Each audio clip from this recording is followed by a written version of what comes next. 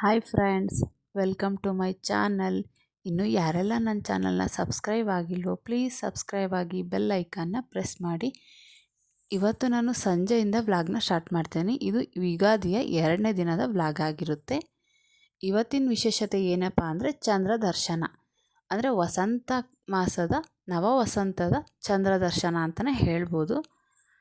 ನಾವು ಹೇಗೆ ಚಂದ್ರ ದರ್ಶನ ಮಾಡ್ತೀವಿ ಏನು ಅನ್ನೋದನ್ನು ಈ ವಿಡಿಯೋದಲ್ಲಿ ತೋರಿಸಿದ್ದೀನಿ.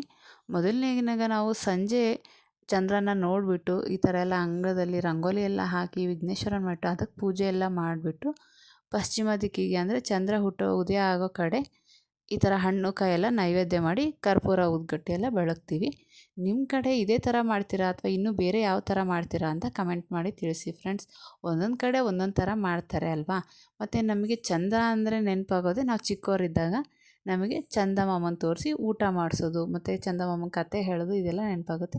ಅದು ಬಿಟ್ಟರೆ ಬಾನಿನಲ್ಲಿ ಮೂಡಿ ಬಂದ ಚಂದಮಾಮ, ಮೂಡಿ ಬಂದ ಚಂದಮಾಮ, ಕತ್ತಲನ್ನೇ ದೂಡಿ ನಿಂತ ಚಂದಮಾಮ ಅನ್ನೋ ಹಾಡು ನೆನಪಾಗುತ್ತೆ ಅಲ್ವಾ. ಹಾಗೆ ಚಂದ್ರ ಎಲ್ಲರ ಜೀವನದಲ್ಲೂ ಹೇಗೆ ಕತ್ತಲನ್ನು ದೂಡಿ ನಿಂತನೋ ಅದೇ ಥರ ಎಲ್ರಿಗೂ ಒಳ್ಳೇದು ಮಾಡಲಿ ಆ ದೇವರಂತ ಬೇಡ್ಕೊತೀನಿ. ಮತ್ತು ನಮ್ಮೂರಲ್ಲೇ ಹೇಗಪ್ಪ ಅಂದರೆ ನಾವು ಇವತ್ತು ಈ ಥರ ಎಲ್ಲ ಆದಮೇಲೆ ಪೂಜೆ ಎಲ್ಲ ಮಾಡಿಬಿಟ್ಟು ಮನೆ ದೇವರಿಗೆ ಕೈ ಮುಗಿದು ಆಶೀರ್ವಾದ ತಗೊಂಡು ಮತ್ತು ಮನೆ ಹಿರಿಯರ ಹತ್ರ ಎಲ್ಲ ಆಶೀರ್ವಾದ ತಗೊಂಡು ದೇವಸ್ಥಾನಗಳಿಗೆಲ್ಲ ಹೋಗ್ತೀವಿ.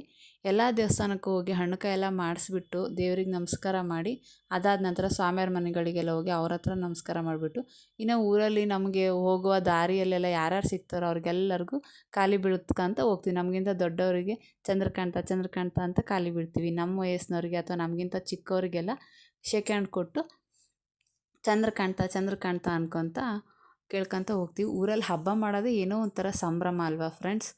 ನಿಮಗೆ ಯಾರಿಗೆಲ್ಲ ಈ ಥರ ಹಬ್ಬಗಳಿಷ್ಟ ಏನು ಎತ್ತ ಅಂತ ಕಮೆಂಟ್ ಬಾಕ್ಸ್ನಲ್ಲಿ ಕಮೆಂಟ್ ಮಾಡಿ.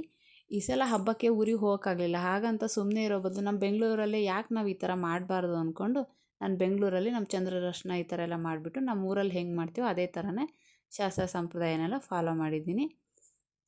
ಮತ್ತು ಹಬ್ಬಕ್ಕೆ ಅಡುಗೆನೆಲ್ಲ ಈ ಥರ ಮಾಡಿದ್ದೀನಿ ನೋಡಿ. ನೀವು ಯಾರೆಲ್ಲ ಹಬ್ಬಕ್ಕೆ ವಿಧವಾಗಿ ಅಡುಗೆ ಮಾಡಿಕೊಂಡು ಊಟ ಮಾಡಿದ್ರೆ